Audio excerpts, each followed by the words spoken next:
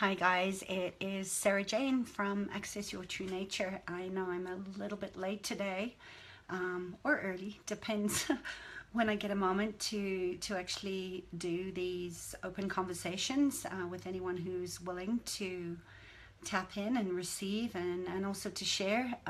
There is no preachy, there is no teacher, there is no I have all the answers.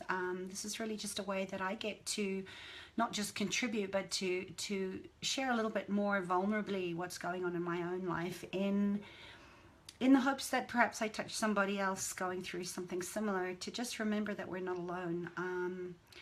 I think in all the conversations that I've had in the last couple of weeks, that's sort of been the main pain point for so many people that I've spoken to, is this feeling that just reaching out and touching somebody, that they're not alone, that they don't have to figure it out all by themselves, that we're all in this messy experiment called life that's actually supposed to be an adventure together, and that in dialogue, in opening up, in curious conversation, we often find what we need in the most surprising of places. And I just sort of woke up this morning again with that knot in my stomach, that it was another week, and that there's a ton to do on my to-do lists.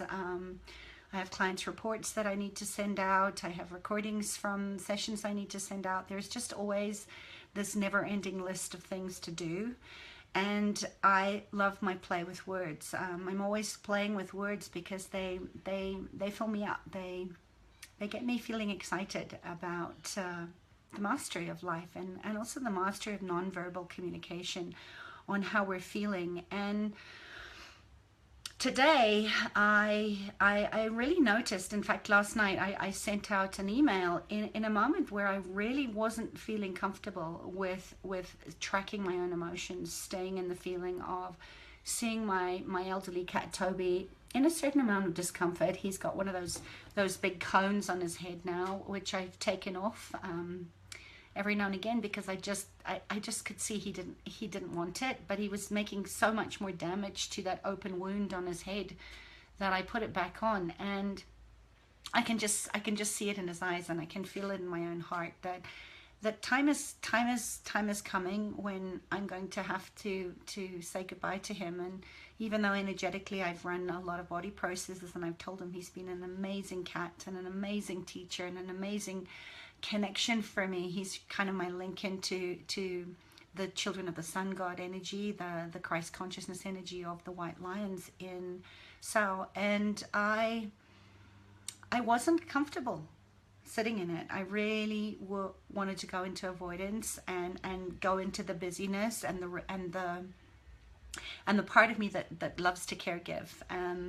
And I recognized, and I stopped myself after I sent that out, saying, you know what, I'm going to do a little medicine, animal medicine today, that I was disassociating from my own pain. So please know that if you asked a question, if you asked for some animal medicine, I am going to do it. But I just want to be totally open and upfront that I caught myself, just as I'm asking the amazingly brave women that are within my shadow dancing masterclass at the moment to be really more aware of tracking their emotions and where they're trying to rush through them or avoid them, either by going into the people pleasing and the overgiving and the rescuer and the caretaking energy, or disassociating and running away. Or the third way, which is, really starting to project that hurt onto people that are around them. And so I will get to your medicine, I promise. I have a relatively early night tonight with my online clients, and I will be sitting quietly later on today and getting back to giving you your own personal dose of animal medicine. So I haven't forgotten about you. Just be patient. I'm processing. I'm doing this work with my clients, and I always say that I'm not here to make things more comfortable for you. I am a truth teller, and I'm the first to call myself on my own crap. But we need that support sometimes, and I'm just holding a kinder, more compassionate space for myself to really just be present, first of all, with my cat and what his needs are, and also to take care of my needs and those of my clients and those of you that join me. Hi, James. Nice to see you here. So we are today on Magic Monday, and I was thinking even about that today, is that what if it doesn't have to be magic in the true sense of alchemy for you? You know, some of us are mindless on Mondays. Some of us would rather check out because we're so in that conundrum of feeling trapped in lives and jobs that we don't like. Hi, Debbie. That Mondays are not always magic, and they're not about manifesting, and they're not about goal setting and intentional creativity. They're pretty mad. It's the chaos of, oh boy, here we go, revving up again for another week. And I just want to remind you that we're coming into full moon energy, which is always a time where my lunatic inside me, you can see my third eye is been really red like a flashlight for the last couple of weeks as we sort of gear into this time of watery emotions, which the moon always brings up. And also I have my Chinese element, my 5 element class on Tuesdays. Bi-weekly we meet, and I'm teaching a whole lot of incredible people within that group to go with the flow, right? Through the mastery of the 5 elements of Chinese medicine. And we're stepping into that beautiful energy of the bladder, which I always find so synchronistic in the timing of all things and where we are right now, of monkey medicine.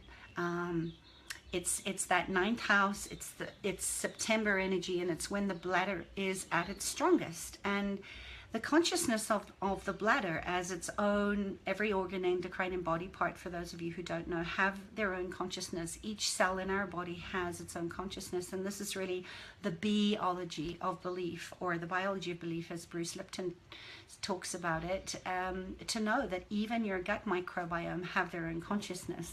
And if we're not feeding and nurturing our gut to be in a really healthy, strong position, we tend to not trust ourselves. And the bladder is all about control, where we feel we're out of control, where we're losing control. It's very much about the skeletal system. It's about the spine, of where we're not feeling supported. And I just love this work because it tells us so much about ourselves, and also gets us to a place where we can have more mindfulness about our internal dialogue, the shadow work, the saboteur energy or the trickster energy. And monkey is very much the trickster.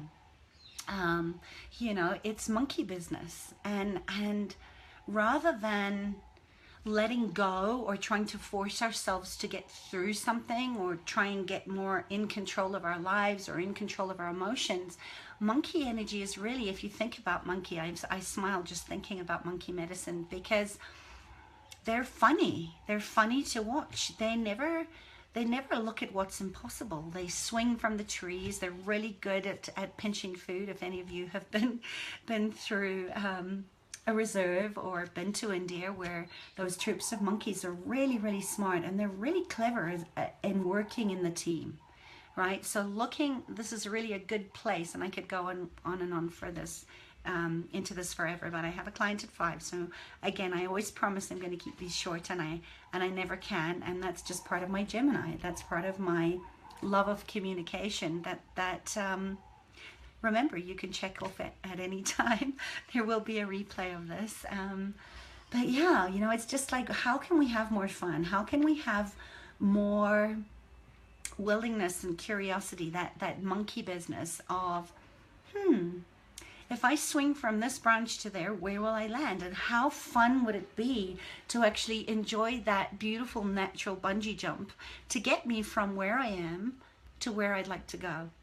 And we're in the midpoint of Mercury retrograde, and I'm not one that puts too much energy into thinking that retrogrades mean that everything has to break and that it's not a good time to sign contracts. I think it's really about looking at the inner intelligence and trusting our own gut and being more mindful. You know, careful is a word I don't like to use, because if I'm not taking care, that would mean that there has to be some level of fear that I'd have to go into.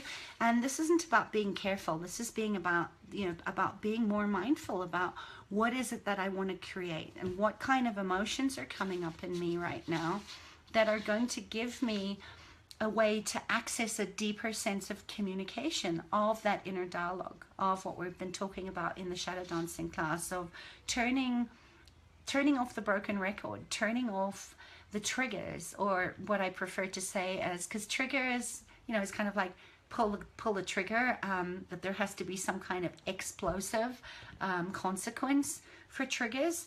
But really looking at, where are people pushing me, and where am I pushing myself, that maybe I need to be kinder and more compassionate, and take a break, or go for a walk in nature, or let out a primal scream, or whatever it is for you. But it's very much about, you know, Mercury is about the communication of how are we showing up in the world, how are we speaking our truth. And this is really such a great time of looking at illumination, being the way shower, being the light weaver. Hi Haley, nice to see you here. And looking at, what is the internal dialogue, what insight and awareness do I have in this moment of feeling uncomfortable, and looking at, how can I begin to reorient my mind from perhaps this internal yin toward the external yang, because we're always looking at the outside to give us feedback as to what's going on within us. And you know, this is where I was having fun with one of my clients yesterday about this whole thing about letting go. You know, letting go, getting into more flow. What if there isn't anything to let go of? You know, because I think this is one of the places where we go into making ourselves wrong, where we think, oh my gosh, you know, what is it that I need to let go of, rather than looking at, what is it that I'm requiring and desiring right now that I need to bring in, and letting into my heart. Perhaps you've, you know, put up some heart walls. Perhaps you have been going into projecting your hurt or your feeling of not being safe out in the world because your needs are not being met. And slowing it down, I think that's such an important thing, and so simple to do, is that when you feel like I do, that high anxiety in the morning of, oh my gosh, you know, getting out of bed before I've kind of gathered myself together, just allowing myself to slow everything down and to have that extra few minutes to just let the light in, you know, just opening the curtains and letting the light stream in, and letting my circadian rhythm and my melatonin shut off. I'm a very dolphin energy, so I'm very high on melatonin in the morning, and I'm wide awake at night. So wired and tired and adrenal fatigue is something that I have to watch myself with, because I do tend to go into, again, the distractibility, the coping mechanism of being a workaholic, not knowing when to turn off or when to slow down, as a way of avoiding what I really don't want to feel. Because feelings are something that we're not taught to have a full spectrum of, that innate intelligence of emotions and what they're guiding us toward, as in letting in that raw sense of feeling it to the very core. And I've noticed this with my daughter Thalia too lately, is that she has been raging. She's not just angry, she's raging about everything. And I had to get really curious about that. Is this a projection of that I am actually not being present with her as much as she requires of me? And where could I be more open to allowing her to ask me for what she needs, rather than trying to go into assuming that she needs something, which just seems to incense her even more. So, you know, I think my message today is really about looking at where you can slow things down, and really getting in touch with what is underneath the surface dialogue, the monkey mind, the internal chatter of that saboteur, that trickster, where you're trying to avoid or rush through things. Because let's face it, the way that we're brought up, our primary caregivers, we learn from that. We learn from borrowing their vagal tone when we don't have that development yet to know what it is that we need. So we're always tracking our environment to see, where do I feel safe in this moment. Hi Rose, so good to see you all here. Sometimes I think I'm just talking to myself, and that's good too, because I get a lot of awareness out of talking to myself. So I hope this is useful for you. Post your comments and questions. Tell me what's going on for you, as far as having these sort of conversations with yourself where you'd prefer not to, and you go into avoidance, or you go into overgiving or rescuing or caregiving to other people as a way to distract yourself from getting into that full spectrum primal scream, or full spectrum of wow, I'm feeling really angry right now, because anger is one of those ones that we're really taught to avoid. And see how you can slow things down for yourself, because remember Virgo, and my rising sign is in Virgo, so I really get this one in myself. It's really about discernment, which can very easily flip into feeling a sense of separation, of not being willing to trust yourself with yourself and your own emotions, but also where you're not willing to trust other people and let them in. Remember, I was talking about maybe that being your one little small step this week or today of just practicing 1 minute. And I gave this little practice to the people inside of the shadow dancing class, of to just set your timer for a minute, just 1 minute a day, and just stop everything you're doing and get into a space where you track your emotions and notice what comes up. And it might be a word, it might be a color, you might get some animal medicine like I often do. I've been seeing swan a lot, and if you've tuned into some of my other Facebooks, you saw I was talking about that parable about the swan and the scorpion. Swans are all about grace. They're so beautiful, and they're elegant, and even though they move really, really fast on the water, they're graceful in the way that they do that. So looking at where you can be kind and compassionate and caring with yourself when you actually notice some of this internal dialogue coming up in tracking your emotions. And instead of staying in your head, oh, there's a pesky fly here. Instead of staying in your head, and I love that too. Tony Robbins says, "Stay in your head and you're dead." And I'm wondering about that. When I think about the monkey mind, I think about the internal chatter that constantly goes on in my head, and how we're trying to process all this external data and make some kind of sense of it in our own world. What if staying in your head, because mindfulness actually is a place where in my mindfulness change processes, it is about rewiring the brain circuitry. It is around looking at the old stories, looking at the belief systems, being able to track the emotions of what's going on in your nervous system from a very primal part of that triune brain is the reptilian brain. It's there to keep you in a very healthy fight, flight, flee response. So if you're trying to run through your life and avoid danger, whether that is a perceived danger based on a past experience that you can't trust people, or that there is really something in your environment that's actually wanting to get your attention through the emotion of fear, that you have to stay in your head in order to give that part, to give the ego a voice to say, all right, I'm going to get curious about what is it that I'm really afraid of? What is it that's coming up for me right now that's not making me feel very safe?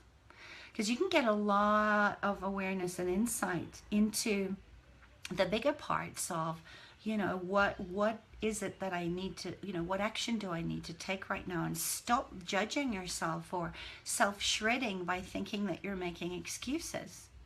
What if it isn't an excuse? This is where the time that we're in right now is a sign of warriorship, right? That Mercury Sun that's squaring up with Mars and Sagittarius and this Virgo energy. Mars is a divisive planet. It's there to bring up the warrior within. It's there for us to be able to step into our hero's journey, to go off into the bush on your own. Because you can't get that when there's distractibility and chaos, where you're going into some of these coping mechanisms that I talked about of being the overgiver, or disassociating and becoming ambivalent, if that's your style of distractibility or coping, or where you actually want to match pain with pain. And this is where we turn anger either inward as violence to ourselves, or we start to actually create havoc in our relationships with other people, and where we're actually afraid of using anger in its healthy consciousness, which is to move us forward and keep us focused on what our dreams and desires are. So, you really want to stay focused. You want to stay strategic. Don't spread yourself out too thin like I did last night in my distractibility of my own pain with what's happening with my cat. And, there may be many very seemingly surprising things that catch your attention.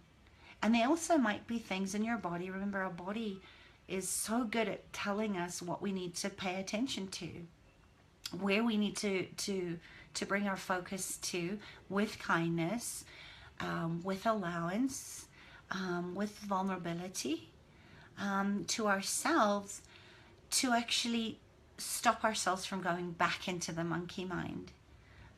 So, this whole Mercury Sun aspect, it's really asking for us to take things slowly, to be considerate of what our values are, what our beliefs are, before you start to judge yourself as wrong, right? The monkey mind, the chorus of saboteurs that's all saying, stop making excuses, or you don't have a right to do that.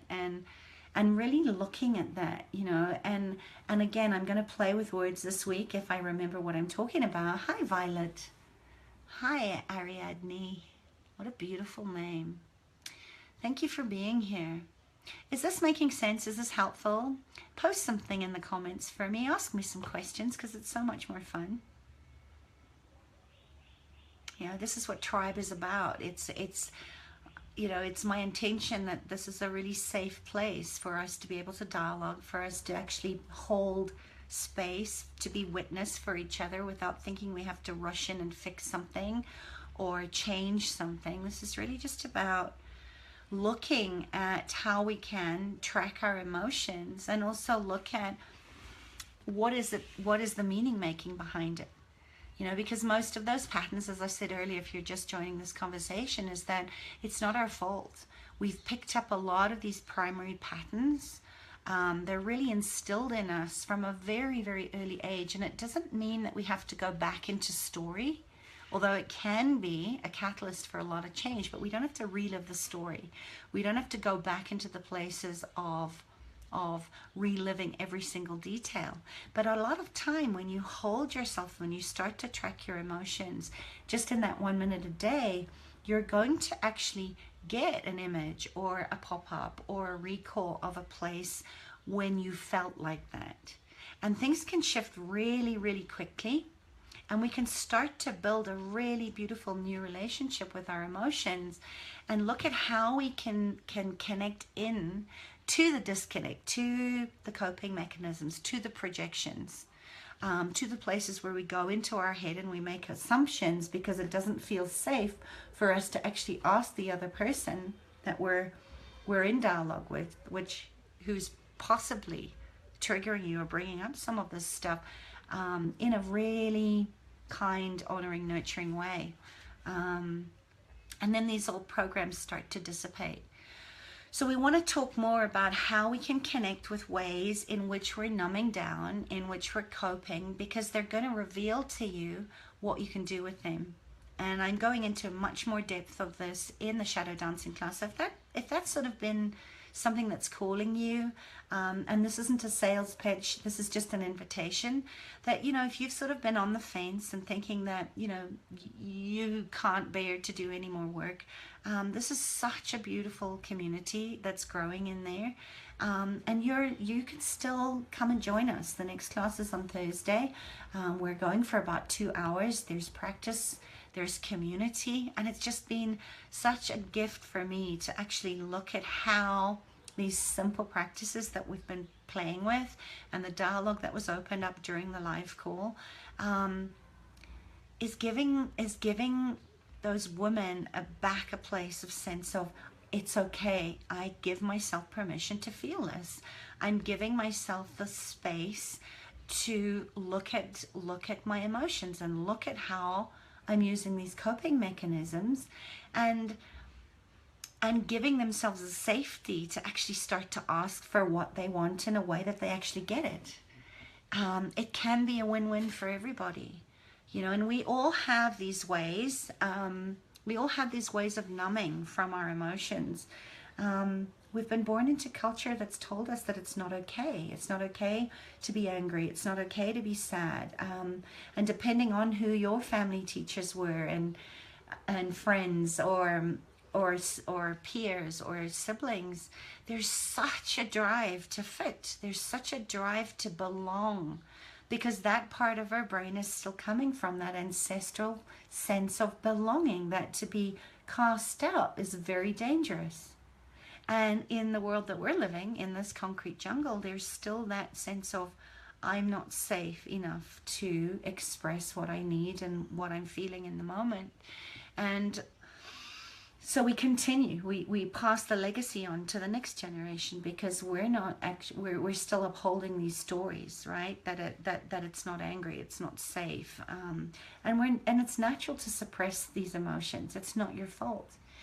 And half the time we don't even recognize that they're even running our life, because there's this desperate need to belong to the herd, to belong to our tribe. So in order to undo and rebuild your own emotional tapestry, you have to start looking at where we're numbing out. Hey, Jody, I'm going to see you later. Yeah.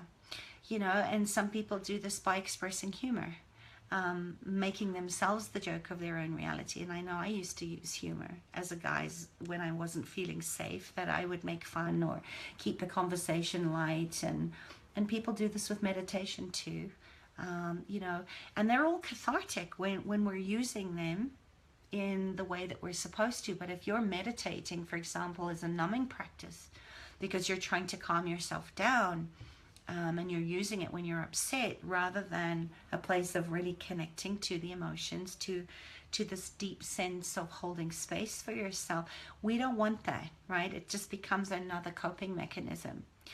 So, you know, I want you, or I invite you this week, or today, to take that 1 minute. Take that 1 minute and just start to track your emotions and get in touch with, where are you numbing down? Where are you going into coping mechanisms? Because it can be really, really helpful in building connection with yourself and others, to get honest, okay? So that when we don't have to keep going into assuming. I used to remember getting so tripped up, you know, that tripwire would start and my heartbeat would go up when I'd be in a place where I felt like I'd done something wrong, that it was my fault that the person was upset, and I'd make all these assumptions about myself, and beat myself up and go into this self-shredding, and create this turbulent stuff going on in my gut, in my head, whether that was migraines or diarrhea or stomach cramps. You know, we all know how to do that.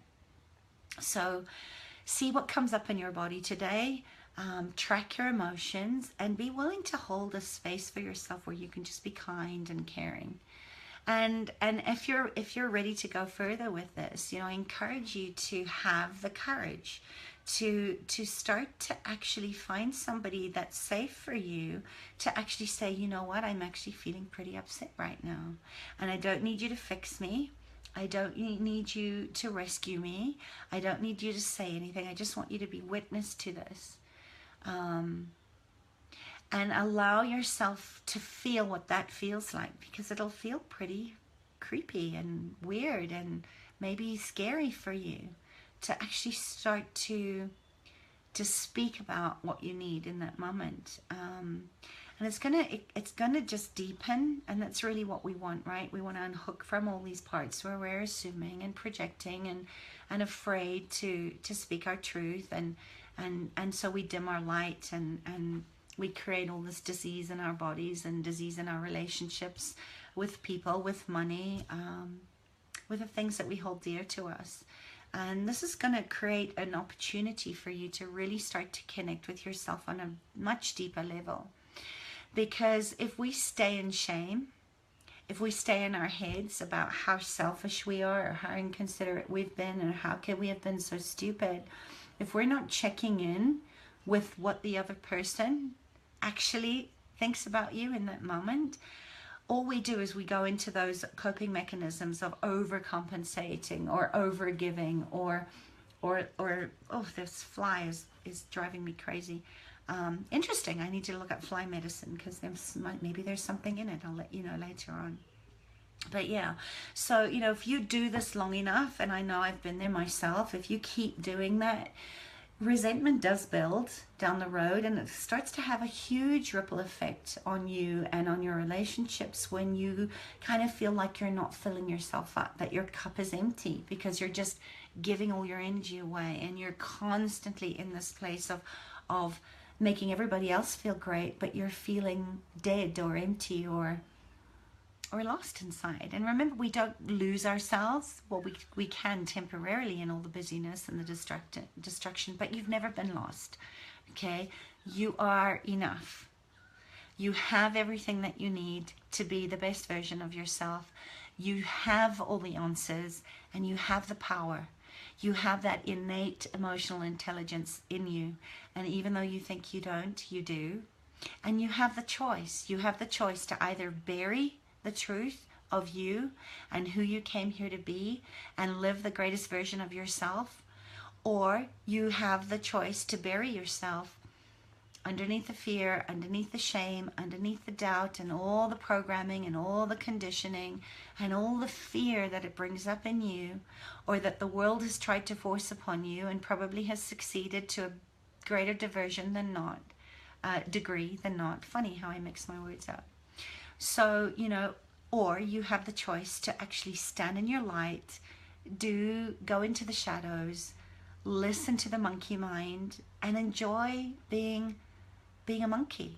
Enjoy the fact that you're going to play around and you're going to enjoy the ride. You're going to enjoy the adventure of this big messy experiment that we call being human. And start to watch as you reshape your life and you start to get in touch with that beautiful light that's within you. And that's what I want for you more than anything is as the poet, that beautiful poet, and I love poetry, but Ralph Waldo Emerson said something to the version of to laugh often and much, to appreciate the beauty, and to find the best in yourself. And that's my bit. To find that beauty within you, to be kind, to be compassionate, to be in that space of devotional practice for yourself so that you can find the best in others and to leave the world a bit better than you found it. And that's my Monty Roberts bit, right? Because he's another man with a big, beautiful heart and a gentleness and a soft strength that made such a huge difference to my life and my work with the horses and with animals and with people. So whether by a healthy child or a garden patch or some redemption of a social condition or belief system, just know that you're living in, that you're breathing in to your life because you are living, and that is your legacy. And I think I really screwed up that quote. But that's about getting in touch with your emotions, about how do you feel about yourself. Because if you can just practice a little bit more kindness and compassion to yourself, you've already succeeded.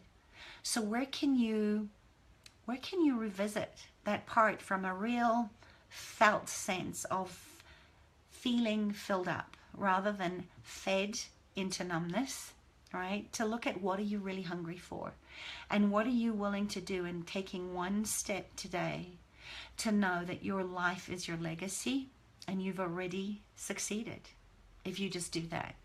So what's your definition of success today? And how can you let more of that in before you start thinking you need to let go of things that aren't even there?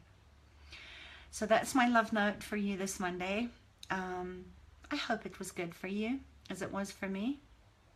I feel so much love today. for myself, for being kinder, for being able to do these and show up and be with you all. And I'm interested, I'm really curious to know what you feel when you play with that tracking exercise and orient yourself not just to your environment, but to the environment that is this beautiful animal that is your body. And if you still want to jump on and get some animal medicine from me, post your question. I was very specific yesterday about that it has to be something that you're beating yourself up with over and over again, the pattern repeat, the broken record, the blind spots, where you're making yourself wrong. And ask me a question that's very clear and exact so that I can really dive into that and support you in changing it. And if it feels like a yes, if you're feeling pulled in to come and join us in the shadow dancing class, I'll post that link again below this conversation. So go well, know that you're enough, know that this is your life and this is your magic, and step into that medicine today with kindness and comparing, That's interesting. So where are you comparing yourself to how other people are doing it? Where are you willing to be undefinable, unchained, unshackled, and just be the best version of you and break these old patterns with the untruths? So there you go. That's the untruths today. And yeah, I think I'm going to play with words this week and really start to look at more of that monkey mind that's coming up for us as we move into September and really into the new moon, and what we're willing to be mindful in asking to manifest as your own medicine and your own magic. All right, guys, lots of love. Mwah. Take care. Bye.